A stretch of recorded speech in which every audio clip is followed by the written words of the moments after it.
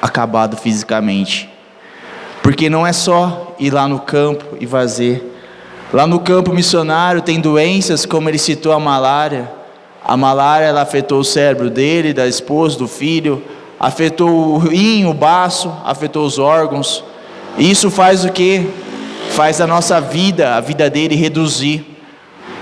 Então, quantos missionários, assim como ele, dão a vida por Cristo Jesus?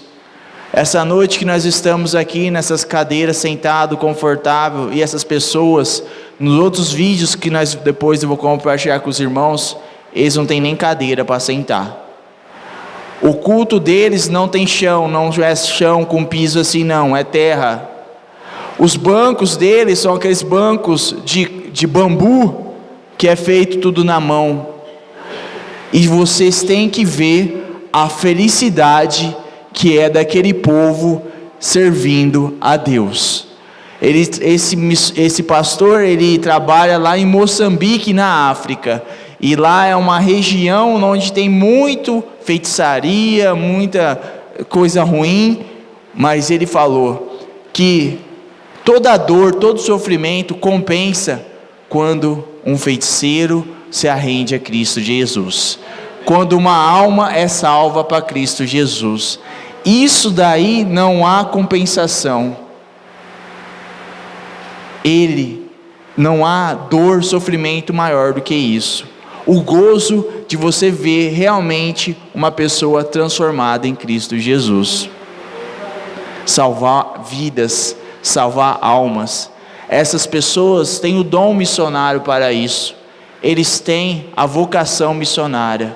E nós, como ele falou no vídeo, muitas vezes não temos esse dom, não temos essa habilidade, mas nós, como dever de cristão, podemos fazer de outras maneiras.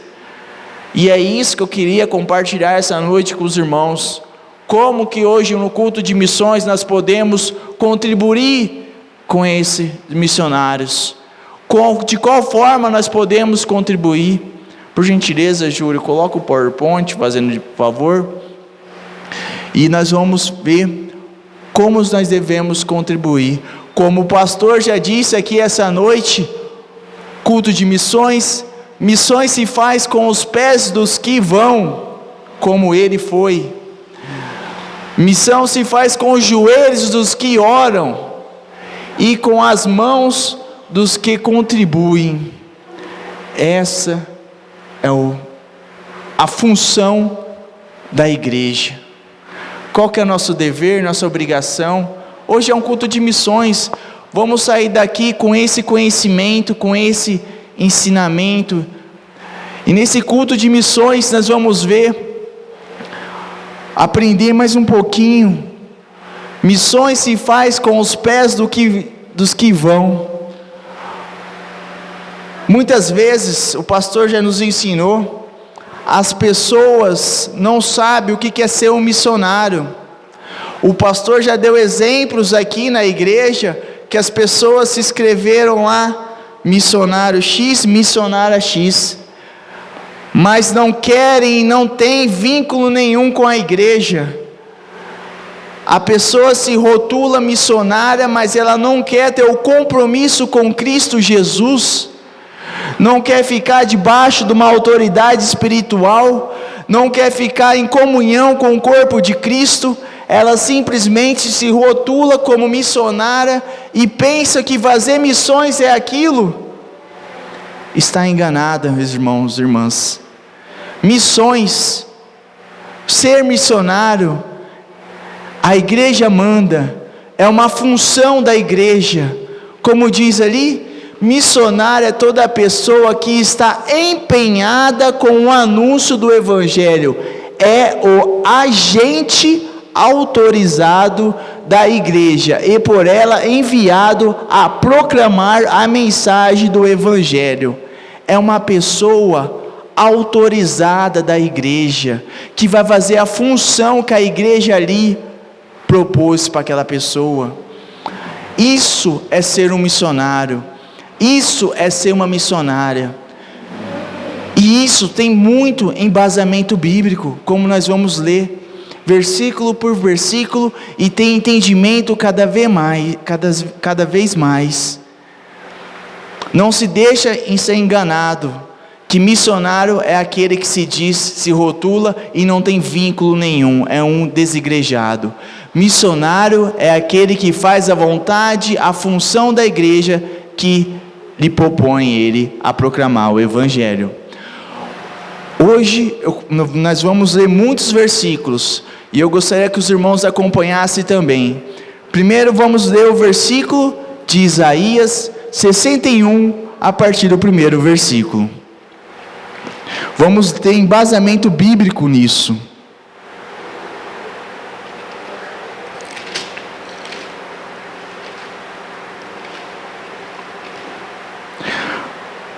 Como diz a palavra de Deus, Isaías 61,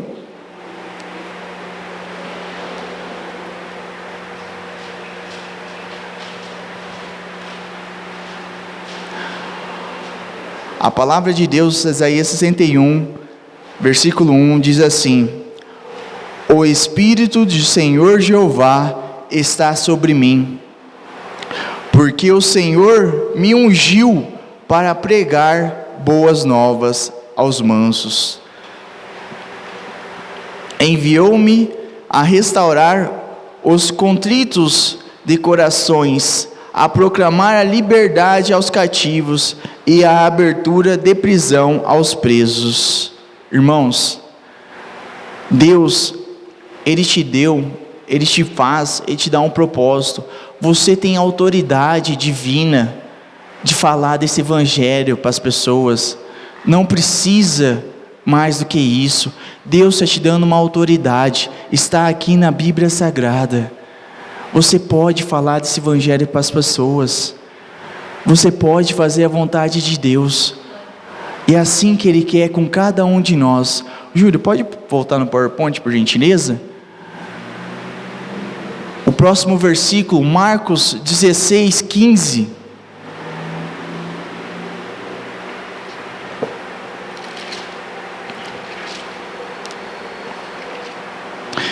Diz assim a palavra do Senhor: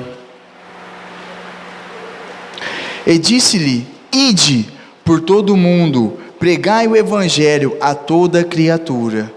Quem crê e for batizado será salvo, mas quem não crer será condenado.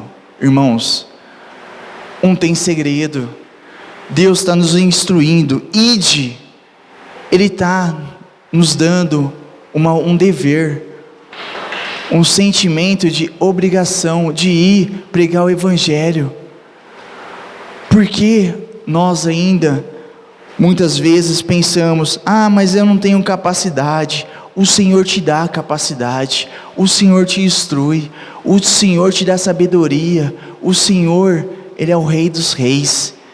Ele pode usar uma pequena palavra sua, que o Espírito Santo vai convencer a pessoa que vai receber aquela mensagem. Só falar do Evangelho dele. Ide e pregai as boas novas a todos, criatura. Mateus 28, confirmando versículo após versículos, irmãos. Mateus 28, versículo 18, diz assim a palavra de Deus: E chegando-se Jesus, falou-lhes dizendo: E me é dado todo o poder no céu e na terra. Portanto, ide, ensinai todas as nações, batizando-os em nome do Pai, e do Filho, e do Espírito Santo. A palavra de Deus está nos ratificando. Ide, ensinai todas as nações. Todas as nações precisam, irmãos, nesse culto de missões, saber dessa palavra. E você talvez não tenha condições de enxergar, de visualizar, de ir todas as nações. Mas hoje, com a tecnologia, Deus te deu um Facebook, um WhatsApp, uma internet, na onde que você pode falar ali de Jesus nas redes sociais, você pode ali escrever um versículo, mandar um convite para um amigo, um irmão. Talvez você não tenha condições de visitar ele todos os dias, mas talvez uma palavra no WhatsApp, uma mensagem no WhatsApp, um texto, um louvor, qualquer coisa dessa santa palavra possa alcançar vidas, possa alcançar almas, e assim você está fazendo a vontade do Pai, pregando o Evangelho. Temos hoje muita facilidade, só devemos querer fazer a vontade do Pai. Vamos ter esse ânimo, não vamos ficar só aqui, nossa zona de conforto, porque é muito confortável para nós assim, mas como o pastor disse, nós podemos chegar até lá com várias opções. Vamos, irmãos, vamos fazer a vontade de Deus, vamos pregar esse Evangelho a toda criatura. Próximo versículo. Também com os joelhos do que oram, com os joelhos. Eu faço um pedido para os irmãos. Quantos de nós oramos para esses missionários de joelhos? Oramos verdadeiramente. Muitas vezes, como já foi dito aqui, com o nosso trabalho, com o nosso estresse diário, não temos tempo ou não conseguimos orar, mas Deus, Ele conhece os nossos corações. Se você tiver a vontade de dobrar os seus joelhos todos os dias, ou a oportunidade que tiver de orar para essas pessoas, com certeza a sua oração estará chegando lá.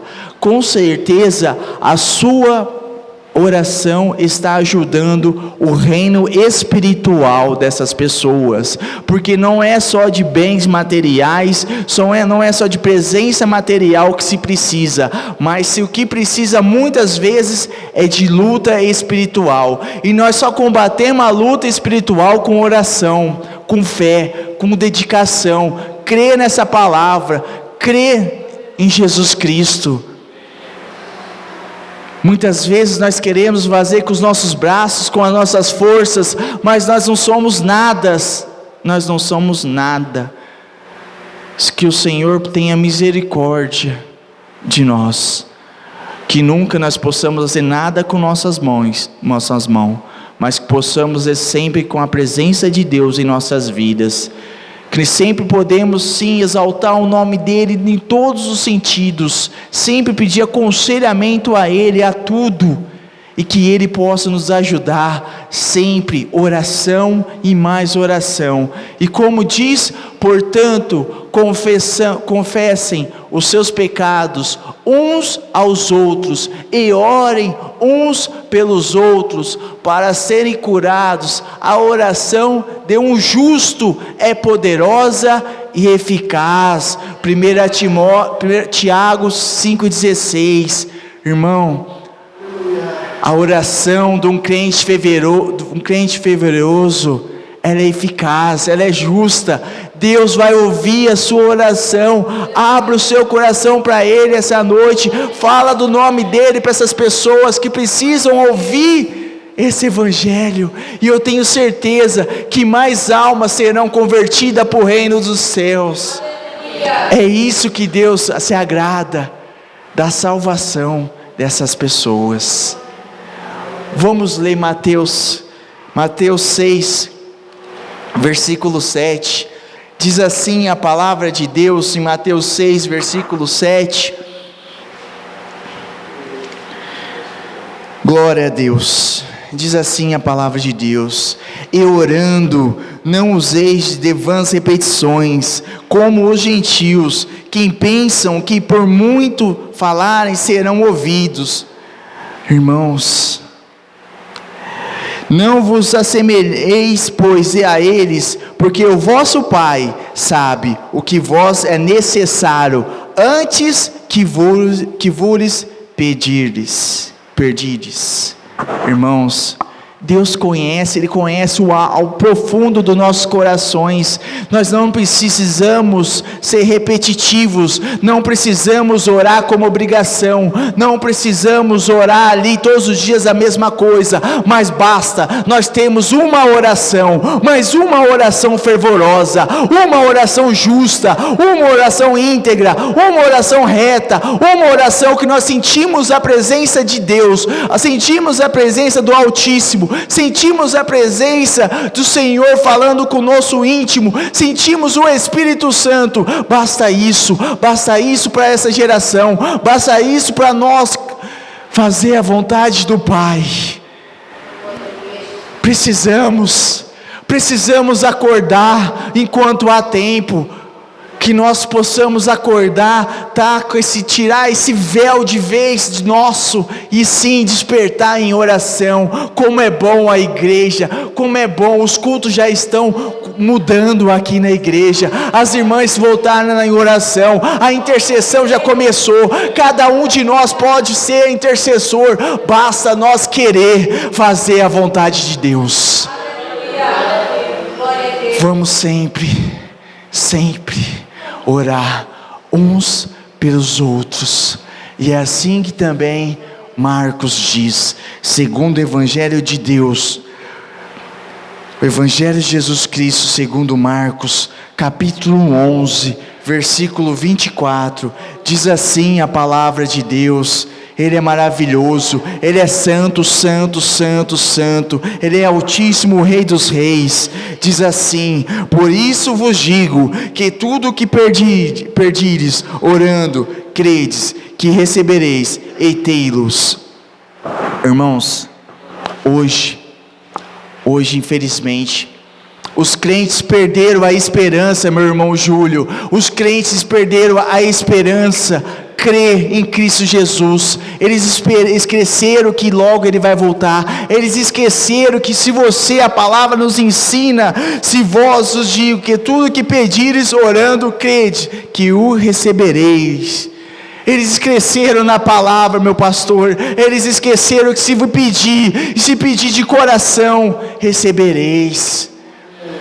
Talvez você não vai receber no seu tempo, mas é no tempo do Altíssimo, é no tempo do Rei dos Reis, é no tempo do Senhor dos Senhores, o leão da tribo de Judá. Ele vai fazer o melhor para as nossas vidas, se nós tivermos fé, convicção e pedir aquilo que Ele vai fazer no momento dEle.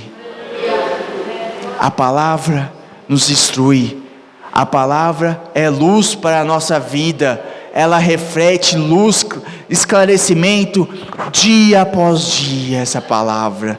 Santo seja o nome dele, aleluia. Também podemos ratificar mais uma vez, porque tudo é santo para o nome dele. Cada vez que nós lemos a palavra de Deus, ela vai nos destruindo cada vez mais. Nós podemos ler 1, 2, 3, 4, 1000 vezes. Todas as vezes ela vai nos esclarecer um pouquinho mais. Essa palavra é mais atual que o livro que vai sair amanhã. Glória a Deus. Romanos 8, versículo 26 e 27, diz assim a palavra de Deus: e da mesma maneira também o Espírito ajuda as nossas fraquezas, porque não sabemos o que havemos de pedir como convém, mas o mesmo Espírito intercede por nós, como gemidos inexprimíveis. Como diz a palavra de Deus, Ele é muito maravilhoso. O Espírito intercede por nós. Irmão, o Espírito intercede por nós. Você crê nisso? Que o Espírito Santo intercede por cada um de nós. Isso é maravilhoso, isso é altíssimo, isso é santo. Como foi dito hoje na escola aqui, escola bíblica, que isso possa ser a nossa cultura, a cultura dos filhos de Deus, que nós possamos ter convicção na palavra santa dEle. O Espírito vai interceder por você, meu irmão, vai interceder por você, minha irmã, Ele vai nos interceder. E assim a vontade, a soberania, a excelência, a magnitude, o supremo de Deus vai agir no momento dele. Acalma-te. Talvez nos nossos corações, em circunstância, em momentos, desfocamos, saímos, pedimos, mas o Espírito já está trabalhando, o Santo já está trabalhando. Vamos também trabalhar, igreja, para o reino de Deus. Vamos não só visualizar o reino de Deus, mas vamos ter a convicção que queremos, desejamos entrar no reino de Deus. Assim como o pastor disse, independente de onde que seja, queremos reinar com Cristo Jesus. É isso que importa, é reinar com Ele, é ser salvo. Oh, louvado seja o seu nome, Senhor Jesus. Glórias a Deus. Que os nossos joelhos sempre entrem em oração para esses missionários que necessitam. E não o mais importante, meu irmão, minha irmã, nunca mais importante, porque a palavra de Deus, ela é reta, ela nos instrui nos momentos. A palavra também nos instrui que precisamos ir fazer evangelismo, precisamos orar, mas também, não mais importante, precisamos contribuir para o reino de Deus. Com as mãos do que contribui, os que querem ficar ricos caem em tentação, em armadilhas, e em muitos desejos descontrolados e no vícios que levamos os homens a mergulharem na ruína e na destruição, pois o amor ao dinheiro é a raiz de todos os males. Algumas pessoas, por cobiçarem o dinheiro, desviaram-se da fé e se atormentaram com muitos sofrimentos. 1 Timóteo, capítulo 6, versículo 9 e 10. Falar disso é muito importante. Falar disso é algo necessário. Muitos buscam o dinheiro, como foi dito hoje na IBD. Muitos têm o amor ao dinheiro. Muitos evangélicos têm o amor ao dinheiro. É difícil de ver isso, mas o crente, o cristão autêntico, tem que se desviar disso. O dinheiro nunca pode ser o Senhor, mas assim tem que ser o servo. Não devemos nunca amar o dinheiro. O dinheiro é nosso escravo, ele tem que nos servir. Nunca devemos amar o dinheiro. Se nós amar o dinheiro, como diz a palavra de Deus, podemos se desviar do caminho santo. Muitas pessoas hoje amam esse dinheiro, e amam de tal maneira que se esquecem do reino de Deus. Jesus Cristo falou muito de dinheiro. A Bíblia fala muito de dinheiro. Muitos pastores usam isso para fazer a maldade. E poucos homens reto, íntegro e temente a Deus falam com temor, porque é uma verdade. Devemos sempre contribuir para o reino de Deus. Eu sou testemunho disso.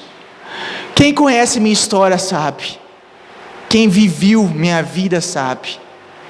Graças a Deus eu sou testemunho disso. Como que eu vivia, como que foi minha vida.